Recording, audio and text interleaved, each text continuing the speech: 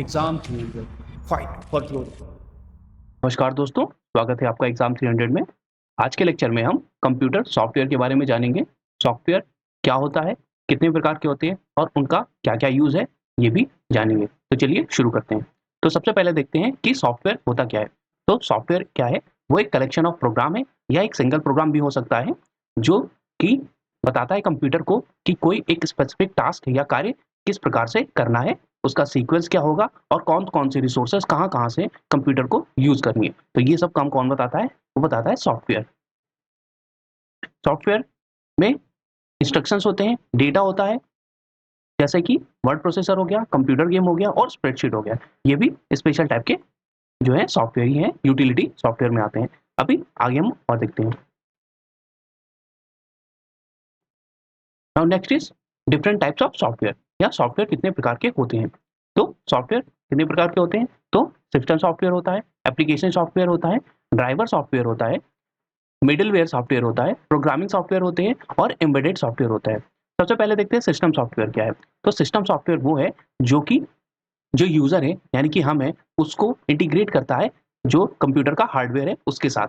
तो उसको बोलते हैं सिस्टम सॉफ्टवेयर। एप्लीकेशन सॉफ्टवेयर क्या है? तो एप्लीकेशन सॉफ्टवेयर वो होता है, एप्लीकेशन सॉफ्टवेयर कुछ स्पेसिफिक टाइप के सॉफ्टवेयर होते हैं जो कि एक स्पेसिफिक टास्क के लिए बनाए जाते हैं। जैसे कि मान लीजिए आपको एक वीडियो प्ले करना है अपने कंप्यूटर पे, तो उसके लिए एक स्पेसिफिक एप्लीकेशन सॉफ्टवेयर है, जैसे कि वीएलसी मीडिया प्लेयर हो गया या एमएक्स प्लेयर हो गया, या आपका जो माइक्रोसॉफ्ट विंडोज का जो प्लेयर होता है वो हो गया। तो एप्लीकेशन सॉफ्टवेयर किसी पर्पस, मतलब सिंगल पर्पस के लिए जनरली बनाए जाते हैं और वो वही सिर्फ एक पर्पस करते हैं। जैसे हमें गाना सुनना है तो उसके लिए एक अलग एप्लीकेशन सॉफ्टवेयर हो गया, हमें स्प्रेडशीट बनानी है, हमें पीपीटी बनानी है, तो उसके लिए प्रेजेंटेशन वाला सॉफ्टवेयर हो गया, वर्कशीट हो गया, ये सब हो गए, या कैनवा हो गया। ये जो टाइप के स्पेसिफिक सॉफ्टवेयर होते हैं किसी एक स्पेसिफिक टास्क के लिए, उन्हें बोलते हैं एप्लीकेशन सॉफ्टवेयर। अगला है ड्राइवर सॉफ्टवेयर। तो ड्राइवर सॉफ्टवेयर क्या होता है? तो ये ड्राइवर सॉफ्टवेयर है, ये कुछ स्पेसिफिक ड्राइवर्स जो होते हैं, ड्राइवर क्या होते हैं? वो स्पेसिफिक प्रोग्राम या सेट ऑफ रूल्स या इंस्ट्रक्शंस होते हैं जो किसी आउटपुट डिवाइस को सीपीयू में कनेक्ट करने के लिए, या कोई सीपीयू के अंदर ही कोई इंटरनल कोई पार्ट है उसको यूज में लाने के लिए जो इंस्ट्रक्शंस होते हैं वो ड्राइवर सॉफ्टवेयर कहलाते हैं। जैसे कि फॉर एग्जांपल हो गया, मान लीजिए आपको अपने लैपटॉप से या अपने सीपीयू अपने कंप्यूटर में माउस चलाना है या लगाना है, तो माउस के लिए एक माउस का एक अलग ड्राइवर सॉफ्टवेयर होगा जिसे माउस का ड्राइवर कहते हैं। अब उसमें क्या होगा, तो उसमें माउस से रिलेटेड जितनी भी इंफॉर्मेशन है वो सारी सेव होंगी, कि जब हम माउस को मूव कराएंगे तो कर्सर कैसे मूव करेगा, या जब हम राइट क्लिक करेंगे तो क्या होगा, लेफ्ट क्लिक करेंगे तो क्या होगा, या स्क्रॉल बटन को ऊपर नीचे स्क्रॉल करेंगे तो क्या होगा। तो ड्राइवर जो होता है वो किसी स्पेसिफिक या पर्टिकुलर जो आपका कंपोनेंट होता है, ये एक एक आउटपुट डिवाइस भी हो सकता है, इनपुट डिवाइस के लिए भी हो सकता है, या जो आपके सीपीयू के अंदर कुछ पार्ट्स होते हैं उनके लिए भी स्पेसिफिक होता है। नेक्स्ट देखते हैं मिडलवेयर सॉफ्टवेयर क्या होते हैं। तो मिडलवेयर सॉफ्टवेयर क्या होते हैं? ये मिडलवेयर सॉफ्टवेयर होते हैं, ये जो है ये एक इंटरफेस का काम करते हैं बिटवीन सॉफ्टवेयर एंड जो अलग-अलग टाइप की एप्लीकेशंस होती है उनके बीच में। Next is programming software. तो प्रोग्रामिंग सॉफ्टवेयर जो है इन्हें हम प्रोग्रामिंग लैंग्वेजेस भी कहते हैं। तो ये जितने भी बाकी के सॉफ्टवेयर हैं, इनको जिन भाषाओं में लिखा जाता है, कोड किया जाता है, उन्हें प्रोग्रामिंग लैंग्वेज सॉफ्टवेयर या प्रोग्रामिंग सॉफ्टवेयर भी कहते हैं। इसका एग्जांपल हो गया, जैसे कि सी हो गया, सी प्लस प्लस हो गई, या जावा हो गई, या पाइथन हो गई। ये जितनी भी लैंग्वेजेस हैं इन्हें प्रोग्रामिंग सॉफ्टवेयर कहते हैं, क्योंकि इनसे सॉफ्टवेयर की प्रोग्रामिंग करते हैं, या उनको कोड करते हैं, या उनको लिखा जाता है। Next is embedded software. तो एम्बेडेड सॉफ्टवेयर क्या होता है? तो एम्बेडेड सॉफ्टवेयर वो है जो सीपीयू के या आपके कंप्यूटर के जो हार्डवेयर होते हैं उनको बताता है कि उन्हें कैसे वर्क करना है, और ये जो सॉफ्टवेयर का जो प्रोग्राम होता है ये उन्हीं हार्डवेयर में एम्बेडेड रहता है या पहले से ही फीड रहता है। तो जैसे एग्जांपल हो गया कि आपका जो हार्ड डिस्क है, जो इंटरनल हार्ड डिस्क होती है आपकी सीपीयू में, आपके लैपटॉप में, आपके कंप्यूटर में, तो उसमें एक स्पेसिफिक एम्बेडेड सॉफ्टवेयर होता है जो कि फंक्शन करता है कि जब हम आपको अपनी डिस्क को, हार्ड डिस्क को अटैच करेंगे, अपने कंप्यूटर्स में लगाएँगे, तो क्या फंक्शन करना है, कौन-सा प्रॉम्प्ट कमांड देना है, कौन-सा क्या करना है, या जब कभी हम उससे मेमोरी से या हार्ड डिस्क से कोई डेटा रिट्रीव करें, डेटा हम ढूँढना चाहें, सर्च करना चाहें, तो कैसे करेंगे, ये सारी इन्फॉर्मेशन उसमें सेव रहती है। इन्हें बोलते हैं एम्बेडेड सॉफ्टवेयर्स। अगला देखते हैं। अब है सिस्टम सॉफ्टवेयर, इसको थोड़ा डिटेल में समझते हैं। तो सिस्टम सॉफ्टवेयर के कौन-कौन से प्रकार हैं? तो सिस्टम सॉफ्टवेयर में ऑपरेटिंग सॉफ्टवेयर आते हैं, जिन्हें ऑपरेटिंग सॉफ्टवेयर या ओएस कहते हैं। यूटिलिटी सॉफ्टवेयर आते हैं, डिवाइस ड्राइवर आते हैं, फर्मवेयर आते हैं और लैंग्वेज ट्रांसलेटर भी आते हैं। तो इसको हम थोड़ा डिटेल से देखते हैं। अब सिस्टम सॉफ्टवेयर क्या है? ये सिस्टम सॉफ्टवेयर, इन्हें बैकग्राउंड सॉफ्टवेयर भी कहते हैं, क्योंकि ये कंप्यूटर के बैकग्राउंड में रन होते रहते हैं और जो कंप्यूटर की इंटरनल जो रिसोर्सेज हैं उनको मैनेज करते हैं। ये एक्चुअल में एक सिंगल प्रोग्राम या सिंगल सॉफ्टवेयर ना होके एक्चुअल में ये बंच ऑफ या कई कलेक्टिव प्रोग्राम्स या सॉफ्टवेयर्स होते हैं। जैसे कि इनमें ऑपरेटिंग सिस्टम भी आते हैं, यूटिलिटी सॉफ्टवेयर भी आते हैं और डिवाइस ड्राइवर्स भी आते हैं। अब देखते हैं ऑपरेटिंग सिस्टम क्या होते हैं। तो ऑपरेटिंग सिस्टम ये भी सिस्टम सॉफ्टवेयर में आते हैं। ऑपरेटिंग सिस्टम वो है जो कि कंप्यूटर को और यूजर के बीच में एक क्या बोलते हैं, ब्रिज का काम करते हैं, या यूजर को इनेबल करते हैं कि वो कंप्यूटर को यूज कर सके, तो उन्हें बोलते हैं ऑपरेटिंग सिस्टम। जैसे आप मोबाइल यूज करते हैं तो मोबाइल में एंड्रॉयड सिस्टम यूज किया जाता है, एंड्रॉयड ऑपरेटिंग सिस्टम यूज किया जाता है। तो जब भी आप अपना फोन जो है वो स्विच ऑन करते हैं या रिबूट करते हैं, तो जो इंटरफेस सबसे पहले आता होगा आप देखते होंगे कि पावर्ड बाय एंड्रॉयड। फिर उसके बाद एक इंटरफेस खुलता है, आपका होम पेज खुलता है, तो वो सारा ऑपरेटिंग सिस्टम है। यानी कि जो आपका एंड्रॉयड ऑपरेटिंग सिस्टम है वही आपको इनेबल करता है। फिर आप उसको टच करेंगे, स्क्रॉल करेंगे, तो ये सारी जो भी आपको सहूलियतें देता है, ये कौन देता है? एक ऑपरेटिंग सिस्टम देता है, कि जिससे आप अपने मोबाइल को या अपने लैपटॉप को या अपने जो है पीसी को यूज कर सके, उसके जो भी सॉफ्टवेयर है, हार्डवेयर है, उनको यूज कर सके। तो ऑपरेटिंग सिस्टम क्या करता है? ये एक ब्रिज का काम करता है और ये इनेबल करता है कि जो यूजर है, जो ह्यूमन है, वो उसको सीपीयू को के साथ इंटरेक्ट कर सके, उसको यूज कर सके। ऑपरेटिंग सिस्टम के कौन कौन से एग्जाम्पल हैं तो देख सकते हैं। विंडोज है, मैकिंटॉश ओएस है, ये आईफोन वाला जो मैकबुक आती है उनपे यूज होता है। क्रोम का भी अपना ऑपरेटिंग सिस्टम है, ये क्रोमबुक जो आप खरीदते हैं उनमें यूज होता है। फिर होता है युबंतु, ये लाइनक्स के ऊपर बेस्ड है। युबंतु ये भी ओपन सोर्स सॉफ्टवेयर है। फिर फ्री बीएसडी है। ब्लैकबेरी का अलग अपना ब्लैकबेरी सॉफ्टवेयर था, ये फोन्स में यूज करता था ब्लैकबेरी। ये एप्पल का iOS है, ये ऑपरेटिंग सिस्टम वाला है, ये आपका मोबाइल में यूज होता है। फिर सिम्बियन ओएस है, सिम्बियन जो ऑपरेटिंग सिस्टम है, ये जो पुराने कीपैड वाले पहले फोन आते थे उनमें यूज होता था, ये ऑपरेटिंग सिस्टम सिम्बियन। और अपना एंड्रॉयड तो वही है, इस time most famous operating system यही है, एंड्रॉयड है। और उसके बाद है यूनिक्स। तो एक एक करके अब इनको देखते हैं। फिर एक और टाइप का है operating system, types of operating system, मतलब यूजर के और प्रोसेस के बेसिस पे कितने टाइप के हो सकते हैं। तो पहला होता है मल्टीटास्किंग ऑपरेटिंग सिस्टम, इसमें कई सारे टास्क आप एक साथ कर सकते हैं। फिर है डिस्ट्रीब्यूटेड ऑपरेटिंग सिस्टम, इसको कई सारे लोग यूज कर सकते हैं। फिर है रियल टाइम ऑपरेटिंग सिस्टम, ये operating system real time data process करता है, बहुत स्पीड वाला होता है। और जनरली इसको जो आपके टिकटिंग सिस्टम होता है या आपका जो एयरलाइंस जो ऑपरेटिंग सिस्टम होता है या एयरलाइंस वगैरह में इसको यूज किया जाता है। शेयर मार्केट में भी रियल टाइम ऑपरेटिंग सिस्टम ही यूज किया जाता है। ये लास्ट डेटा को हैंडल करता है, वो भी रियल टाइम में, यानी कि इसमें जो लैग है वो बहुत ही कम होता है। Next is network operating system, ये नेटवर्क पर ऑपरेट करता है। Multi processing operating system, time sharing operating system, ये कई सारे टास्क को के बीच में टाइम शेयर कर देता है, यानी कि उनको स्पेसिफिक टाइम अलॉट कर देता है और उनको क्यू में लगा देता है कि इस टास्क के बाद ये होगा, ये इतने टाइम के लिए होगा। फिर है multi programming batch operating system, ये भी वही करता है, कई सारे प्रोग्राम्स को बैच में जो है उन्हें एक बैच में एक तरह से मॉडिफाई कर देता है या बैच में बना देता है कई प्रोग्राम्स को, फिर उनको बारी बारी से ऑपरेट करता है या उन्हें एग्जीक्यूट करता है। और फिर है सिंपल बैच ऑपरेटिंग सिस्टम, ये सबसे सिंपल होता है, एक बैच बना देता है और फिर लाइन बाय लाइन उनको ऑपरेट करता है। तो एक एक करके हम सबको देखते हैं। पहला है रियल टाइम ऑपरेटिंग सिस्टम, ये बहुत इंपॉर्टेंट है और कई बार पूछा गया है। रियल टाइम ऑपरेटिंग सिस्टम ये क्या करता है? ये डेटा को इंस्टेंटली जो है वो प्रोसेस करता है, इसमें लैग नहीं होता है, ये बहुत फास्ट होता है। और इसलिए जहां भी जो कोर हमारे इंस्टीट्यूशंस हैं जिनमें हमें जो टाइम की बहुत ज़्यादा वैल्यू है, हमें इंस्टेंटली इन्फॉर्मेशन चाहिए होती है, यानी कि अगर ज़रा सा भी टाइम लैग हो गया तो बहुत ज़्यादा प्रॉब्लम आ सकती है, इमरजेंसी हो सकती है इस जगह, तो उन जगह पर इसको हम यूज़ करते हैं रियल टाइम ऑपरेटिंग सिस्टम्स को। ये जो है वो कंसिस्टेंट ऑपरेशन टाइमिंग के लिए यूज़ होता है, यानी कि इसमें जो है वो लैग नहीं होता है या हैंग नहीं होता है सिस्टम, इसलिए इन्हें यूज़ किया जाता है। ये स्पेशलाइज्ड होते हैं किसी पर्टिकुलर टास्क के लिए। तो रियल टाइम ऑपरेटिंग सिस्टम है, अगर उसको एक पर्टिकुलर टास्क के लिए बनाया गया है तो वो सिर्फ वही पर्टिकुलर टास्क ही करेगा, उसके अलावा आप उससे कोई और दूसरा टास्क नहीं करवा सकते हैं। अब जैसे हमारा एंड्रॉयड ऑपरेटिंग सिस्टम हो गया, ये विंडोज़ ऑपरेटिंग सिस्टम हो गया, इसमें हम क्या है कई सारे टास्क रन करा सकते हैं, एक साथ रन करा सकते हैं। जैसे हम मान लीजिए एक टाइम में हमने क्रोम खोल दिया है, गूगल क्रोम खोल दिया है, दूसरे टाइम में हम कोई विंडोज़ मीडिया प्लेयर पे मूवी देख रहे हैं, या और तीसरा टाइम में हम कहीं कोई गाना सुन रहे हैं या किसी में हम फोटो देख रहे हैं, तो ये सारे कर सकते हैं। बट जो रियल टाइम ऑपरेटिंग सिस्टम होता है इसमें सिर्फ एक ही पर्टिकुलर टास्क एक ही टाइम पे एग्जीक्यूट होगा और उसके अलावा आप कोई दूसरा टास्क इससे नहीं कर सकते। तो ये पर्टिकुलर टास्क स्पेसिफिक होता है। अब इसके यूज़ कहाँ-कहाँ होते हैं? तो ये डिफेंस सिस्टम में यूज़ होता है, क्योंकि यहाँ भी मान लीजिए कोई मिसाइल आ रही है या आपने ही मिसाइल कोई इंटरसेप्ट करी है, अब वहाँ पे तो माइक्रो सेकंड्स का, मिली सेकंड्स का भी अगर टाइम डिले हो गया तो बहुत ही ज़्यादा खतरनाक हो जाएगा। तो इसे डिफेंस सिस्टम में यूज़ करते हैं, एयर ट्रैफिक कंट्रोल सिस्टम में यूज़ करते हैं। एयर ट्रैफिक कंट्रोल में जैसे जो आपके एयरपोर्ट्स होते हैं वहाँ पे जब एयरप्लेन टेक ऑफ करते हैं या लैंड करते हैं तो उनको जो मैनेज करने के लिए भी इनका यूज़ किया जाता है एयर ट्रैफिक कंट्रोल में, क्योंकि यहाँ पे लैग नहीं होता और रियल टाइम ये डेटा और इन्फॉर्मेशन तुरंत के तुरंत शेयर करते हैं, सेव करते हैं इसलिए। फिर नेटवर्क मल्टीमीडिया सिस्टम हो गया, जैसे कि नेटवर्क मल्टीमीडिया सिस्टम में आपका हो जाएगा कि जो आपकी नेटवर्किंग जो शेयरिंग वाली होती है, जैसे कि आपकी ये हो गई जितनी भी मल्टीमीडिया शेयरिंग कंपनीज़ हो गई, जैसे नेटफ्लिक्स हो गई, ये सब भी इसको यूज़ करती है। फिर मेडिकल साइंस एप्लीकेशन में भी इनका यूज़ होता है एंड शेयर ट्रेडिंग ऐप्स में भी इनका ही यूज़ होता है। जैसे कि आपकी ज़ीरोधा हो गई, एंजल वन हो गई, ग्रो हो गई, ये सब भी इसी को यूज़ करते हैं। तो शेयर मार्केट में यूज़ होता है, मेडिकल साइंस एप्लीकेशंस में यूज़ होता है, नेटवर्क मल्टीमीडिया सिस्टम में यूज़ होता है और जियो सावन वगैरह इन सब में भी यूज़ होता है। एयर ट्रैफिक कंट्रोल में यूज़ होता है और डिफेंस सिस्टम में यूज़ होता है। तो ये इम्पोर्टेंट है real time operating system.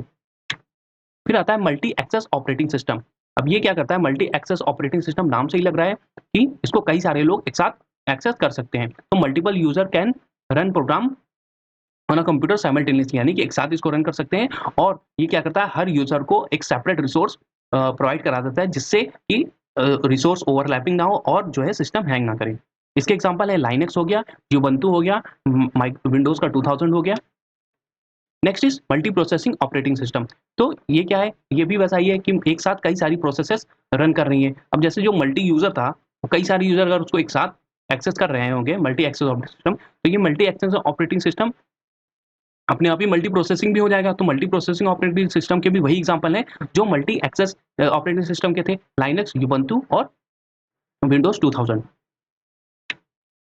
Next is multitasking operating system. ये भी सेम ही हो जाएगा भाई, अगर उसको कई सारे यूजर एक साथ कोई सिस्टम यूज कर रहे हैं, ऑपरेटिंग सिस्टम यूज कर रहे हैं जिसकी मदद से, तो वो मल्टी सिस्टम भी हो गया, मल्टी ऑपरेटिंग हो गया, मल्टी टास्किंग भी हो गया, मल्टी प्रोसेस भी हो गया।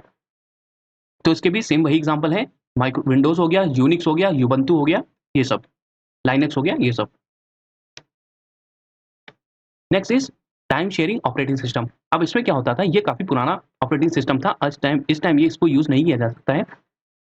ये लगभग डिजाइन किया गया था 1968 में और ये यूज किया गया था स्पेक्ट्रा 7046 मॉडल पे। अब ये क्या करता था, कि कई सारे अगर आपको प्रोग्राम रन कराने हैं तो ये क्या करता था, कई सारे प्रोग्राम्स को के बीच में टाइम शेयरिंग कर देता था, उन्हें टाइम अलॉट कर देता था और फिर उसके बाद उसी टाइम ड्यूरेशन में वो जो प्रोग्राम था उसको एग्जीक्यूट कराता था। तो टाइम शेयरिंग ऑपरेटिंग सिस्टम ये अब यूज नहीं किया जाता है।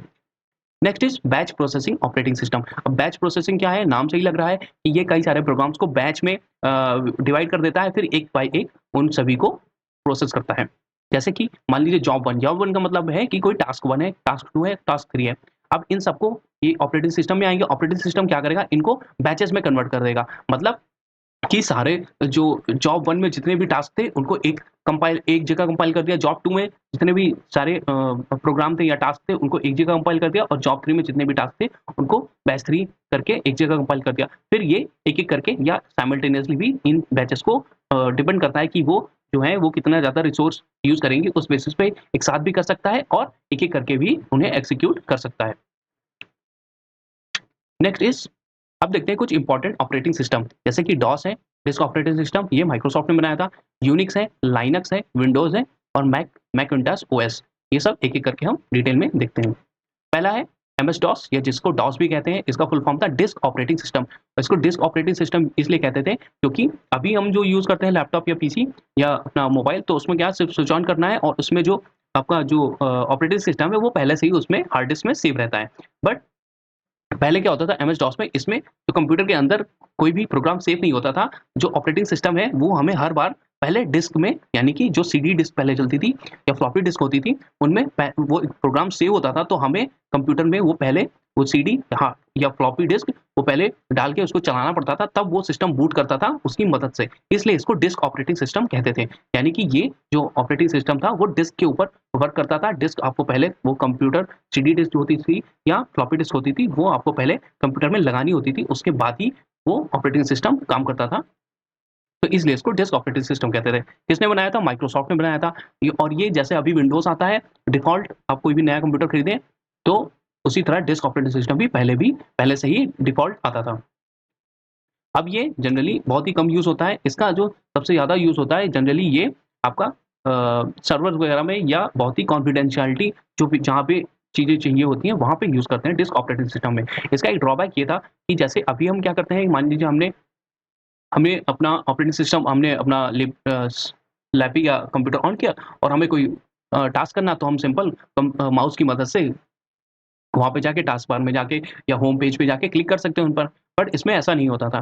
डिस्क ऑपरेटिंग सिस्टम या डॉस में क्या होता था, आपको हर जो आपको एप्लीकेशन या कुछ रन करना है, कोई कमांड, तो उसको आपको उस कमांड को आपको टाइप करना होता था।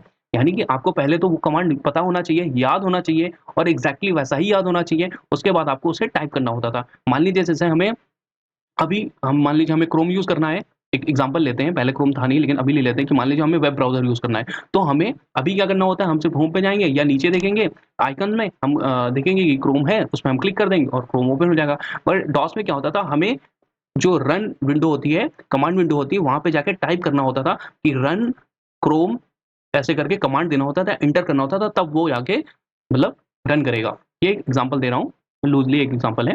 तो इस तरीके से क्योंकि इसमें कोई ग्राफ़िक यूज़र पे इंटरफ़ेस नहीं होता था, तो इसलिए सब कुछ हमें टाइप करके कमांड देना पड़ता था। इसलिए ये थोड़ा टीडियस था, इसलिए ये अब बहुत ज़्यादा यूज़ नहीं किया जाता है। Next is Windows. अब ये सबसे ज़्यादा फ़ेमस है तो सभी को पता होगा विंडोज़। ये भी किसने बनाया है? माइक्रोसॉफ्ट ने ही बनाया है। इसके कई सारे वर्ज़न हैं जैसे कि Windows 95, Windows XP, Windows 7, Windows 10 और जो सबसे ज़्यादा अभी लेटेस्ट वर्ज़न है वो है विंडोज़ 11। तो आपसे यही पूछ सकता है कि लेटेस्ट वर्ज़न कौन-सा है विंडोज़ का? तो वो है विंडोज़ 11। अब आता है यूनिक्स। यूनिक्स क्या है? तो यूनिक्स जो है इसको 1969 में बेल लैब्स करके कंपनी है, उसे वहाँ पे डेवलप किया गया था 1969 में। किसने डेवलप किया था? तो केन थॉमसन ने, डेनिस रिची ने, ब्रायन कर्निंघन ने और डगलस मैक्लरॉय विद जो ओसाना। तो इन लोगों ने मिलके यूनिक्स को डेवलप किया था। ये एक ओपन सिस्टम सॉफ्टवेयर है। Unix operating system is widely used in both server and workstation. तो इसका यूज़ कहाँ किया जाता है? इसका मेनली यूज़ यूनिक्स का किया जाता है सर्वर में। तो जैसे भी जो भी सर्वर बेस्ड आपकी जो जितनी भी प्रोसेसेस होती हैं, जितने भी काम हैं, वहाँ पे इनको यूज़ करते हैं। अब जैसे आप देखेंगे अमेज़न यूज़ करते हैं, आप फ्लिपकार्ट यूज़ करते हैं या कोई और स्ट्रीमिंग वेबसाइट यूज़ करते हैं, उनका एक अलग-अलग सर्वर होता है। मतलब उन सर्वर पे उनका जितना भी डेटा होता है वो स्टोर होता है और आप अपना जो है लैपटॉप या मोबाइल के नेट के थ्रू उनके सर्वर से कनेक्ट होते हैं और वहाँ पे ब्राउज़ करते हैं, आपको जो भी देखना होता है वो आप देखते हैं। जैसे आप अपना देख लीजिए कि गूगल ड्राइव, तो आपका भी एक सर्वर पे यानी गूगल के सर्वर पे आपकी एक खुद की एक ड्राइव बनी हुई है आपके नाम से, आपकी आईडी से और वहाँ पे आपका डेटा सेव है। तो इसी तरीके से यूनिक्स भी काम करता है। तो यूनिक्स जनरली सर्वर और वर्क स्टेशन पे ही यूज़ किया जाता है। जनरली जो नॉर्मल जो पीसी होते हैं, वो उन पे यूनिक्स को यूज़ नहीं किया जा सकता है। अगला देखते हैं लाइनक्स क्या है। तो लाइनक्स क्या है? ये भी यूनिक्स लाइक ऑपरेटिंग सिस्टम है। तो इसको यूनिक्स के ऊपर ही बनाया गया था लाइनक्स को। और इसका लाइनक्स नाम क्यों पड़ा? क्योंकि इसका इनको जो बनाने वाले थे उनका नाम था लाइनस थॉरवल्ड। 1991 में इन्होंने इसका प्रोग्राम जो है वो कोड किया था, लिखा था 1991 में लाइनस थॉरवल्ड ने, इसीलिए इनके नाम पे इसका नाम लाइनक्स पड़ा। लाइनक्स भी क्या है? ये भी सर्वर के लिए यूज़ होता है क्योंकि यूनिक्स के ही आर्किटेक्चर पे बना है, यानी कि इसका जो बेस है लाइनक्स का वो भी यूनिक्स ही है, इसलिए ये भी सर्वर पे ही यूज़ होता है और ये भी एक ओपन सोर्स सॉफ्टवेयर का एग्ज़ाम्पल है। ओपन सोर्स सॉफ्टवेयर क्या होता है? ओपन सोर्स सॉफ्टवेयर वो होते हैं जो जो फ्रीली यानी कि बिना किसी कॉस्ट के आपको इंटरनेट पे मिल जाएँगे, आप उसे डाउनलोड कर सकते हैं और उनका जो आर्किटेक्चर है यानी कि जो भी उनकी बेस प्रोग्रामिंग है, उनको यूज़ करके या उसी के ऊपर आप अपनी एक अलग से लेयर लगा के या उसमें कुछ मॉडिफ़ाई करके उसकी कोड पे मॉडिफ़ाई करके अपना कुछ अलग सॉफ्टवेयर या प्रोडक्ट बना सकते हैं और उसको लाइसेंस करके आप यूज़ कर सकते हैं मॉनेटरी बेसिस पे, यानी कि उससे आप पैसा भी कमा सकते हैं। तो उन्हें ओपन सोर्स सॉफ्टवेयर कहते हैं। जो फ्रीवेयर सॉफ्टवेयर होते हैं, उनको आप यूज़ तो कर सकते हैं, आपको फ्री में डाउनलोड तो कर सकते हैं, बट उनको मॉडिफ़ाई नहीं कर सकते और मॉडिफ़ाई करके उनसे आप मॉनेटरी बेसिस पे यानी कि उनसे आप पैसा नहीं कमा सकते या उनको कमर्शियलाइज़ नहीं कर सकते। तो इसलिए ये डिफरेंस है ओपन सोर्स सॉफ्टवेयर और फ्रीवेयर सॉफ्टवेयर में। अगला है उबंटू। तो युबंटू या उबंटू जो है ये भी लाइनक्स पे ही बेस्ड है। लाइनक्स की ही आर्किटेक्चर, इसको भी लाइनक्स के आर्किटेक्चर पे बनाया गया है और लाइनक्स को किसके आर्किटेक्चर पे बनाया गया था? यूनिक्स के आर्किटेक्चर पे। तो देखो अभी आपको एक बढ़िया एग्जांपल मिल गया कि ओपन सोर्स सॉफ्टवेयर का। तो ये भी देखो ओपन सोर्स सॉफ्टवेयर ही होगा क्योंकि ये लाइनक्स के ऊपर खुद बनाया गया है। लाइनक्स के ऊपर बनाया गया युबंटू, तो लाइनक्स क्या हो गया? ओपन सोर्स सॉफ्टवेयर हो गया। और ये क्या है, ये भी क्लाउड कंप्यूटिंग में, सर्वर में, डेस्कटॉप में और इंटरनेट ऑफ थिंग्स में यूज होता है। इंटरनेट ऑफ थिंग्स क्या होती है? इंटरनेट ऑफ थिंग्स वो होती है जिस भी चीज में स्मार्ट लग जाए वो समझ लो इंटरनेट ऑफ थिंग्स के डिवाइस है। जैसे आजकल आप देखते हैं कि आपके एसी, स्मार्ट एसी आ गए हैं जो वाईफाई के थ्रू कनेक्ट हो जाते हैं। खुद ही आप टाइम उनको डिफाइन कर देंगे, वो उस टाइम पे ऑन हो जाएंगे, उस टाइम पे ऑफ हो जाएंगे, उस टाइम पे आप स्पेसिफिक टाइम दे देंगे, उस टाइम पे उनकी कूलिंग बढ़ जाएगी, उनकी कूलिंग घट जाएगी। या आप बोल दें कि सुबह के टाइम इतना टेम्परेचर सेट कर दीजिए, शाम के टाइम इतना टेम्परेचर सेट कर दीजिए, दोपहर के टाइम टेम्परेचर और कम सेट कर दीजिए, तो वो सब अपने आप ही ऑपरेट होते हैं। या और एग्जांपल ले लीजिए, जैसे आप घर पे नहीं है, आप बाहर हैं, आप भूल गए कि आपने अपनी लाइट ऑन कर रखी है, तो अगर वो लाइट वाईफाई इनेबल्ड है, वाईफाई से कनेक्ट है, तो आप क्या कर सकते हैं, अपने सिंपल मोबाइल फ़ोन में जाएँगे, मोबाइल से आप अपनी लाइट या होम के डोर हो गए, अप्लायंसेस हो गए, उनको भी ऑपरेट कर सकते हैं, उनको भी टर्न ऑफ या टर्न ऑन कर सकते हैं। तो ये सभी जितने भी वाईफाई से या इंटरनेट से कनेक्ट होके आप जिनको दूर से रिमोटली यूज़ कर सकते हैं, वो सभी इंटरनेट ऑफ थिंग्स के डिवाइसेज़ कहलाते हैं। अगला है मैक ओएस। तो मैक ओएस या मैकिन्टॉश ऑपरेटिंग सिस्टम, ये किसने बनाया था? तो ये आईफ़ोन वाली एप्पल कंपनी ने बनाया था। तो Mac operating system developed by Apple incorporation या Apple Inc includes the graphical user interface based on operating system. Graphical user interface कुछ नहीं होता है, ये बस वो सहूलियत होती है, जैसे कि डॉस में आपको सारे कमांड राइट करके, मतलब आपको पहले याद होनी चाहिए, फिर आपको टाइप करना होता था, एंटर करना होता था, तब वो कमांड वहाँ पे एग्जीक्यूट होता है। और ग्राफिकल यूजर इंटरफेस क्या होता है? ग्राफिकल यूजर इंटरफेस में वो जो भी आपको कमांड राइट करने हो, उसकी जगह आपको सिंपल एक माउस से क्लिक करना है। बस ये होता है graphical user interface. It has defined for use its Macintosh series and personal computer. ठीक है? अब ये मैकबुक में भी आते हैं, मैकबुक वही मैकिन्टॉश बुक, या जो आपके वो हो गया, नहीं उसमें तो खैर आईओएस होता है, जो आपके इसके आईफ़ोन आते हैं उनमें, और जो आईपैड आते हैं। तो मैक ओएस ये रहा।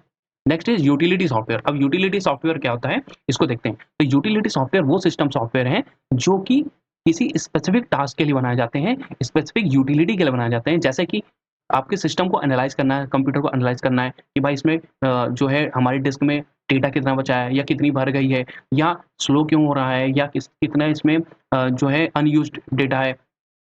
ये सब चीज़ें एनालाइज़ करनी है, स्पीड क्या है, हीट कितना हो रहा है, तो ये सब चीज़ें एनालाइज़ करनी है, कॉन्फ़िगर करनी है कि भाई इतना डेटा है, इतने को हम इसको दे देते हैं, इतना हम इतना पार्ट कर देते हैं, इस सी ड्राइव में हम 4 पार्ट बना देते हैं, डी ड्राइव बना देते हैं, ई ड्राइव बना देते हैं। ऑप्टिमाइज़ करना है, यानी कि ये डेटा है, इससे कुछ डिलीट कर देते हैं, कुछ बढ़ा देते हैं, ये सभी, और उसको मेंटेन करना, डिलीट करना, रजिस्ट्री डिलीट करना। तो ये जितनी भी हम चीज़ें यूज़ करते हैं, जो भी सॉफ्टवेयर यूज़ करते हैं इन सब चीज़ों के लिए, उसे यूटिलिटी सॉफ्टवेयर कहते हैं। तो यूटिलिटी सॉफ्टवेयर हमें वो सॉफ्टवेयर होते हैं जो हमें हेल्प करते हैं हमारे सिस्टम को, एक पीसी को, लैपटॉप को एनालाइज़ करने में, कॉन्फ़िगर करने में, ऑप्टिमाइज़ करने में और मेंटेन करने में।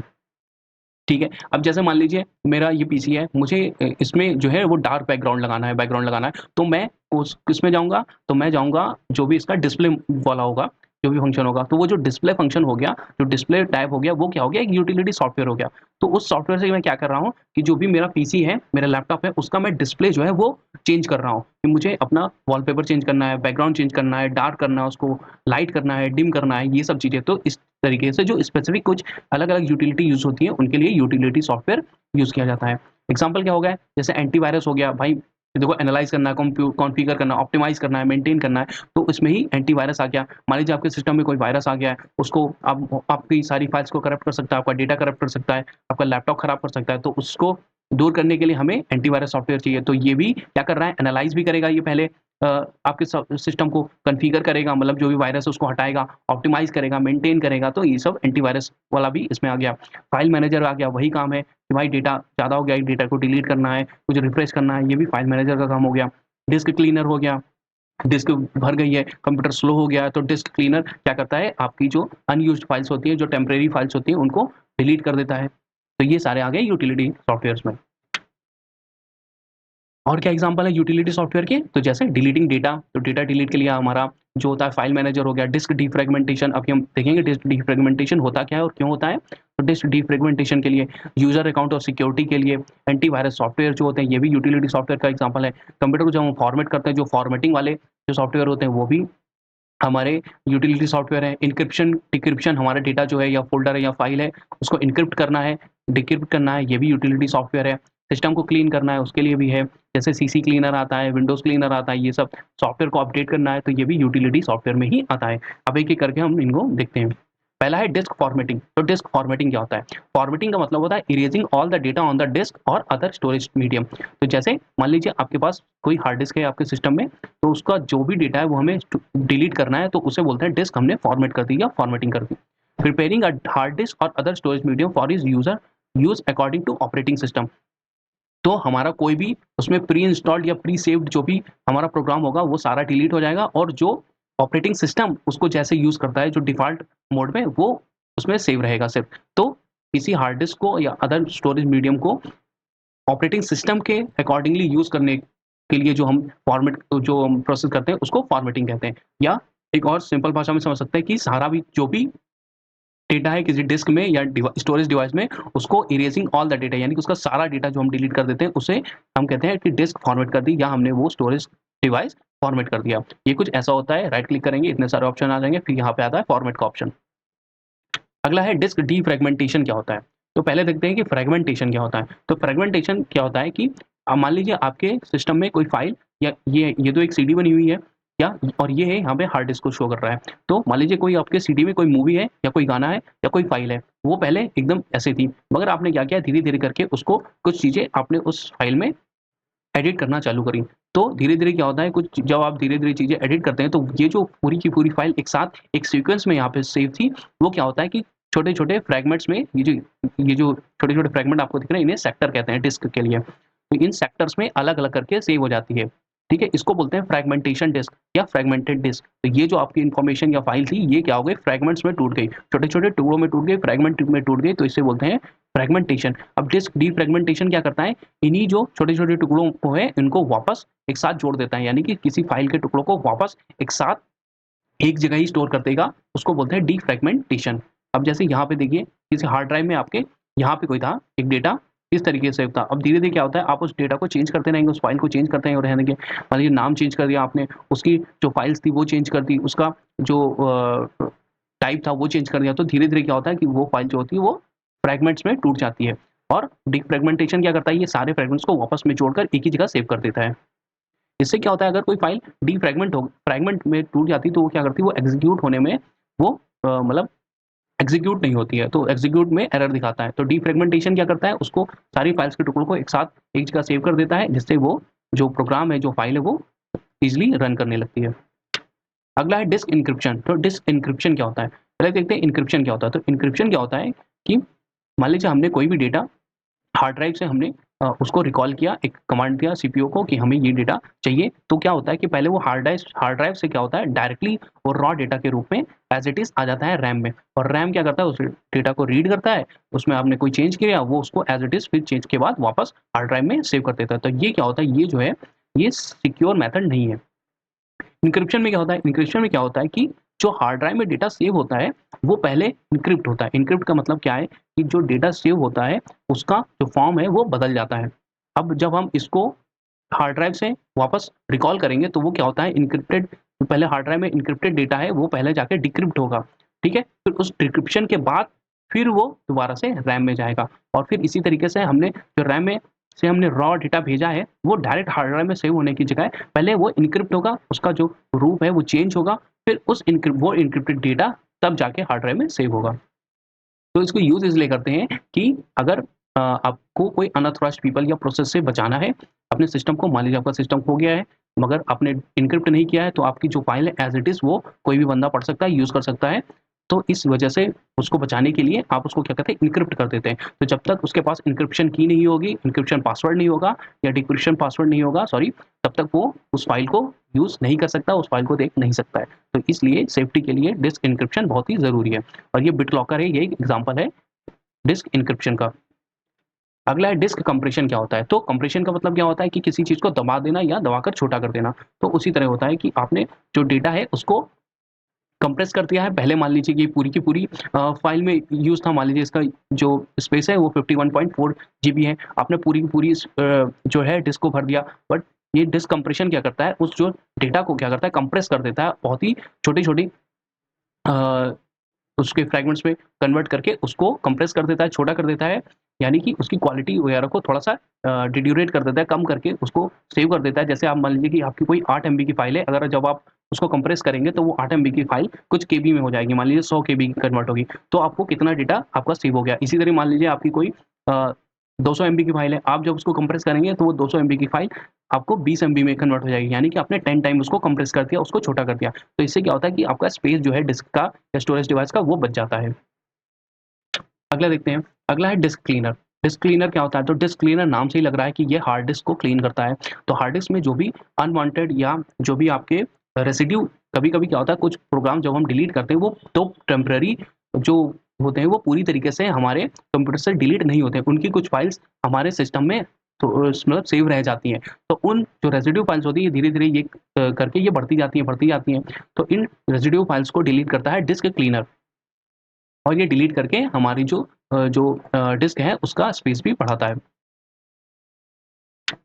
अगला है वायरस स्कैनर। अगर मान लीजिए आपके किसी सिस्टम में वायरस क्या होता है, कोई एक अनवांटेड प्रोग्राम है जो कि आपके सिस्टम को हार्म कर सकता है, आपकी फाइल्स को डिलीट कर सकता है, करप्ट कर सकता है, तो उसके अगेंस्ट जो सॉफ्टवेयर यूज़ होते हैं उन्हें वायरस स्कैनर या एंटीवायरस भी कहते हैं। इसके एग्जांपल क्या हो गए? जैसे कि कैस्परस्काई हो गया, काफ़ी मतलब फेमस है, नॉर्टन हो गया, एवीजी हो गया, मैकाफे हो गया, फिर बिट डिफेंडर हो गया, माइक्रोसॉफ्ट का खुद का आजकल आने लगा सिक्योरिटी एसेंशियल करके, ऐप सिक्योर हो गया, अवास्ट हो गया, अवीरा हो गया और ESET नॉट 32, ये सारे ही वायरस स्कैनर और एंटीवायरस के एग्जांपल हैं।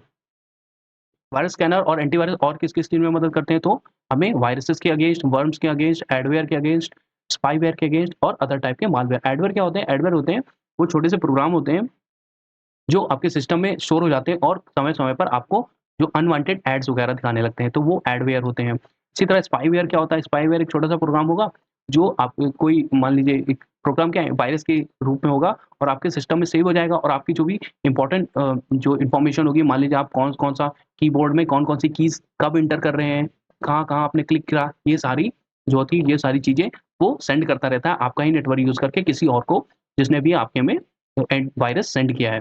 तो स्पाईवेयर ये हो गया।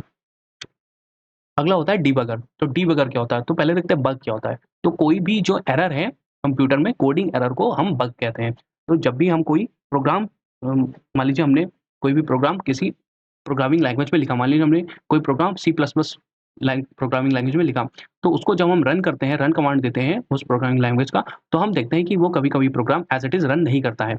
तो उसमें कुछ एरर आ जाती हैं। और उन एरर को ही, कुछ गलतियों को ही, उन त्रुटियों को ही हम बग कहते हैं कंप्यूटर की लैंग्वेज में। तो उन बग्स को, उन त्रुटियों को, उन एरर को जो जो सॉफ्टवेयर, जो यूटिलिटी सॉफ्टवेयर उनको डिलीट करता, मतलब उनको इरेज़ करता है, उनको मॉडिफ़ाई करता है, उनको सही करता है, उसको हम डीबगर कहते हैं। सो एग्ज़ाम्पल क्या है? मतलब डीबगर क्या है कि debugger is a program that is used as an aid, यानी कि हेल्पफुल है to removing bugs from program. अगला है फ्रीवेयर। क्या होते हैं? फ्रीवेयर जो सॉफ्टवेयर है ये फ्री टू डाउनलोड होते हैं, मतलब इनका जो है, इनको डाउनलोड करने का और यूज़ करने का कोई चार्ज नहीं लगता हमें यूज़र को, और ये इंटरनेट से फ्रीली आप डाउनलोड कर सकते हैं। एग्ज़ाम्पल है इंस्टेंट मैसेजिंग हो गया, गूगल टूलबार हो गया, सीसी क्लीनर हो गया, आपका स्काइप हो गया, ठीक है? मोज़िला फायरफॉक्स हो गया, ये आपका लाइनक्स हो गया, यूनिक्स हो गया, एंड्रॉयड हो गया, वीएलसी हो गया, ओपेरा है, आपका ऑडेसिटी हो गया, क्रोम हो गया, ये सारे क्या हैं? आपके फ्रीवेयर हैं। बट इन फ्रीवेयर्स को आप क्या कर सकते हैं? इन फ्रीवेयर को आप मॉडिफ़ाई करके और अपने कमर्शियल यूज़ के लिए यूज़ नहीं कर सकते हैं। जबकि जो ओपन सोर्स सॉफ्टवेयर होते थे, उनको आप, उनका जो बेसिक स्ट्रक्चर है, बेसिक प्रोग्रामिंग है, उसको आप कुछ उसपे मॉडिफ़ाई करके कुछ अपना बना के उनको आप कमर्शियली यूज़ भी कर सकते हैं अपने फ़ायदे के लिए। तो फ्रीवेयर और ओपन सोर्स सॉफ्टवेयर में ये डिफरेंस था। अगले हैं ओपन सोर्स सॉफ्टवेयर या ओएसएस। तो open source software is distributed with its source code, यानी कि इनको इनके सोर्स कोड के साथ ही जो है वो डिस्ट्रीब्यूट किया जाता है। आप इसको फ्रीली डाउनलोड कर सकते हैं।